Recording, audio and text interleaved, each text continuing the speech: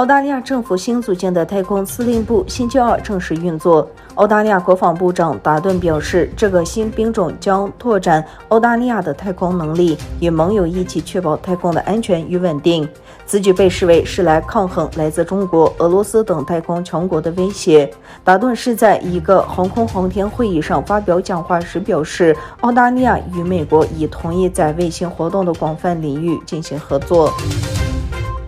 在巴基斯坦首都伊斯兰堡举行的伊斯兰合作组织外长会议上，土耳其外交部长恰乌什欧卢多次提到维吾尔人受到中国政府的迫害。他说，欧洲的伊斯兰仇恨正在上升，中国的维吾尔和其他穆斯林在维护他们的宗教身份和民族文化问题上遇到困难，而穆斯林占多数的国家之一印度拒绝了戴头巾的权利。罗兴亚穆斯林正在被世界忽视。他还强调，穆斯林世界对查谟和克什米尔身份和人口变化视而不见，并忽视维吾尔突厥人的处境。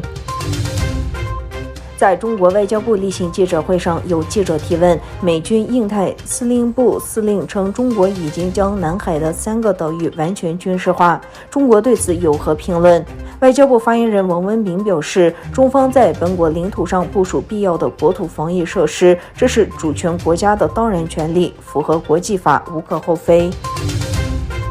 俄罗斯贸易和工业副部长瓦利斯在俄罗斯议会下议院杜马的演讲中，对受西方制裁的俄罗斯信息技术部门进行了评估。他表示，俄罗斯应在网络领域建立军事结构，国家出于安全和防疫目的建立网络军队是非常正确的。这样，我们为软件开发人员提供就业机会，他们在专业和爱国主义方面发展自己。应总统埃尔多安的邀请，荷兰首相鲁特对土耳其进行正式访问。埃尔多安和鲁特在单独会晤和代表团之间会谈结束后，举行联合新闻发布会。鲁特说，土耳其在乌俄谈判中发挥着关键作用。我感谢埃尔多安先生担任这一职务。我想说的是，我们支持土耳其进行漩涡，这是为数不多的对两国开放通道的国家之一。鲁特还表示，土耳其对北大西洋公约组织联盟具有重要的政治意义和军事意义。